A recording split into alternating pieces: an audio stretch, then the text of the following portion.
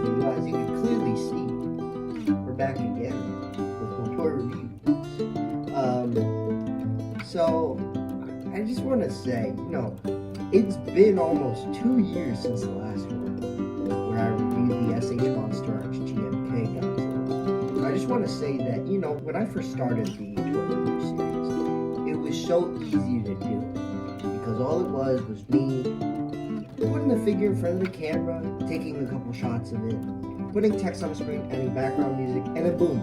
Easy content, relatively fun to do, and I enjoyed making it. But then when I revealed my voice in these, that's when things started, they started requiring way more editing, way more, time to put in that I just didn't have.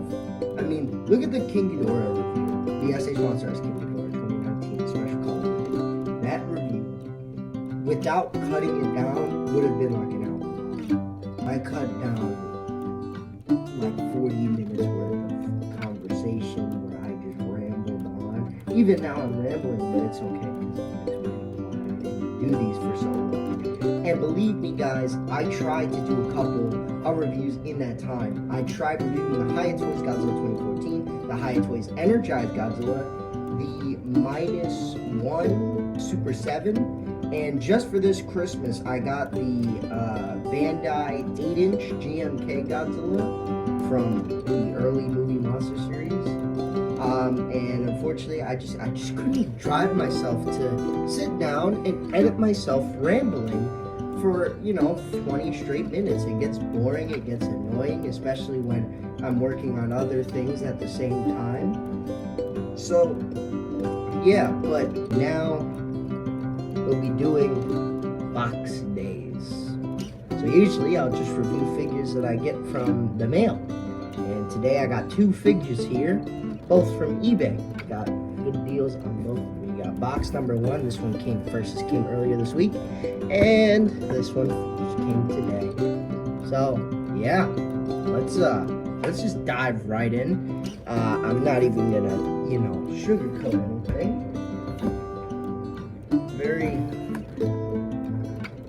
I was very thorough, and I tried to have the scissors out. I tried to have the scissors out with me, but I just couldn't. Oh my god.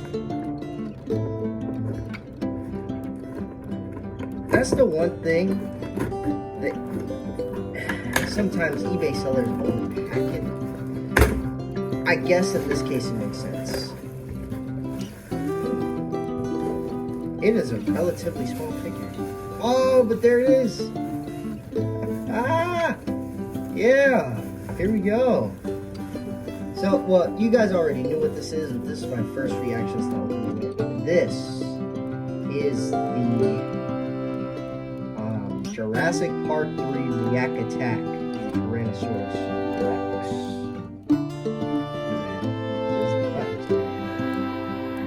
It does!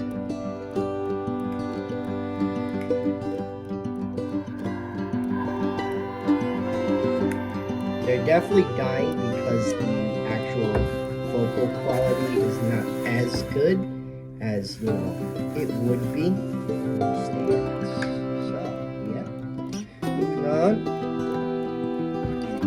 Told you guys, we're going to be very short with these. And then at the end, I'll do size comparisons. Because these two are now going to be filing right next to each other.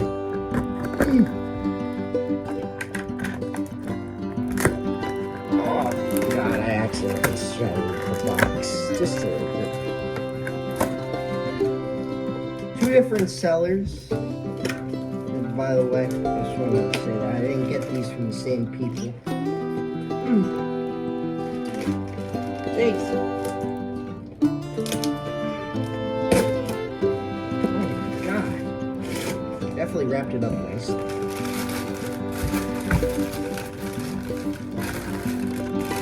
Oh god, I feel it. I felt the fin.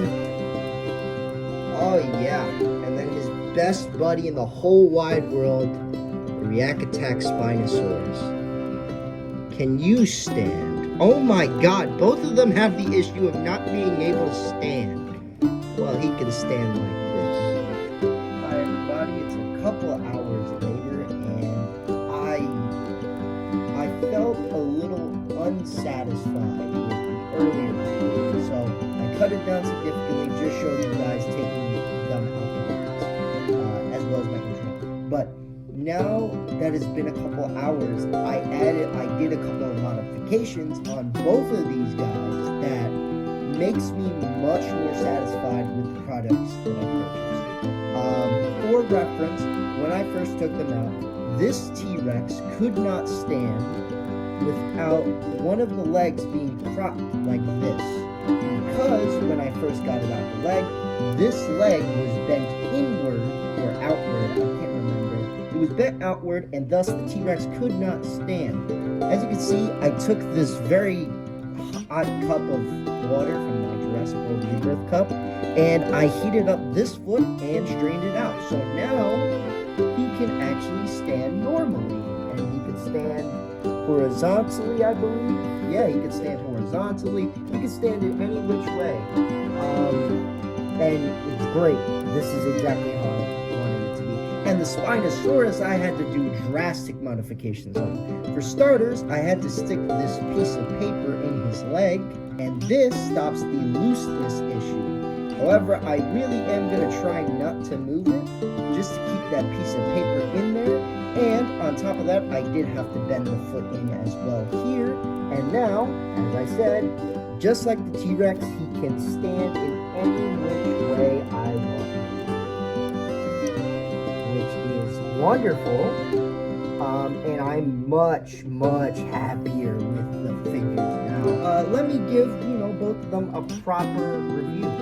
So, I'll start with the T-Rex, since technically earlier I did open him first, and in terms of packages, I got him earlier this week.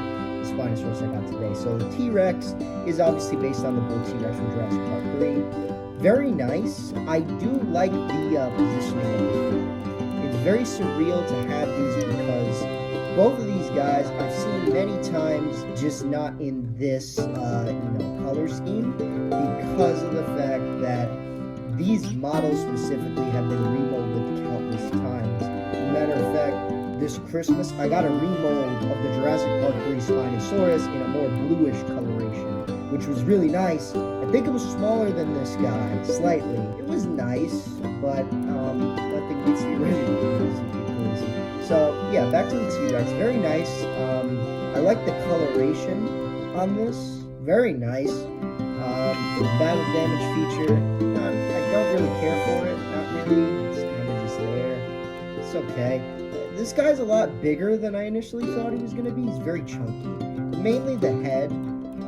But he's good. This would be his roar feature. Unfortunately, they died right after I recorded earlier. So I just took them out.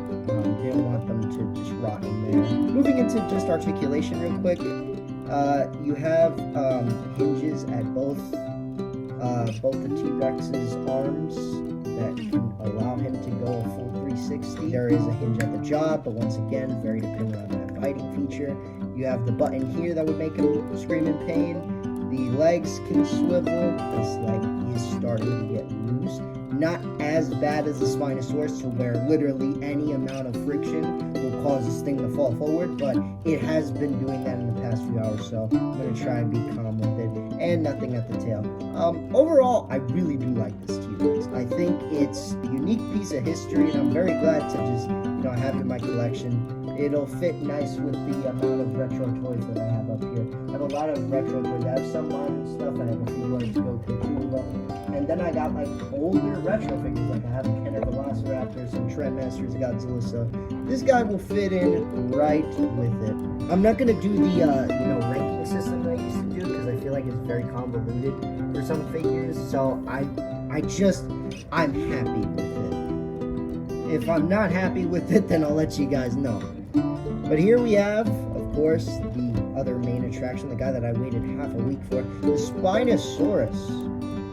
I mean, I do like the browner color scheme of this Spinosaurus over it's not better than the actual movie colors. The movie colors are iconic, but I like the more plain. I like the plain, you know, approach to the Spino. I like it. Here's his gimmick. The button here. Yeah, I like the Spino.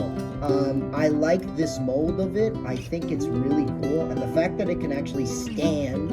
I'm sure out of the box it could have stood, but again, I had to do a lot of modifications to make it, you know, be able to. Still very happy with it, absolutely.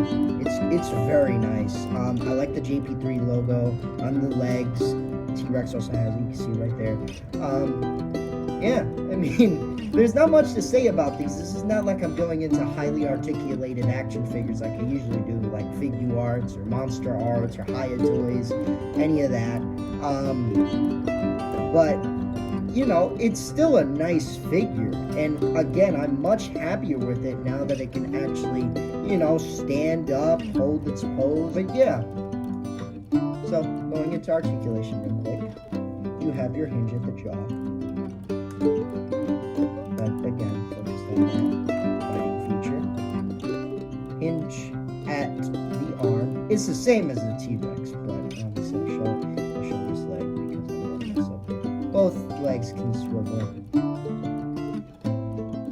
Gotta make sure that piece of the paper stays in there. And of course, very stumpy tail that doesn't do much. It just sits there. So when you get the two next to each other, it's kind of nice, you know. They are meant to, you know, kind of complement one another. The whole movie's marketing, I'm pretty sure, was around these two fighting. So I'm happy with both. Now that, you know, both are in much more presentable conditions. Thank God for the fact that, you know, you can just fix the T-Rex. As I said, was an easy fix. The Spinosaurus, I legitimately had to like cut out pieces of paper, make it really condensed but very strong. And then when I fixed that, then the other legs started giving me problems. So I had to fix that. So yeah, apart from that, that's gonna be it for me, guys. Again, I'm satisfied with both of them. Am I gonna write home about them? Absolutely not. Both of them came basically defective. One couldn't stand without special thing, and the other one you literally had to drop them all the way up and stand. Now that I've fixed both of them and they're both in much better conditions and they can actually stand, I'm very happy with both of them. I'm very glad to have them in the collection. I'll show you what they look like up on the shelf. Apart from that, this has been King of the Monsters Productions, and I'll see you guys in the next video whenever that will be. Goodbye, everyone.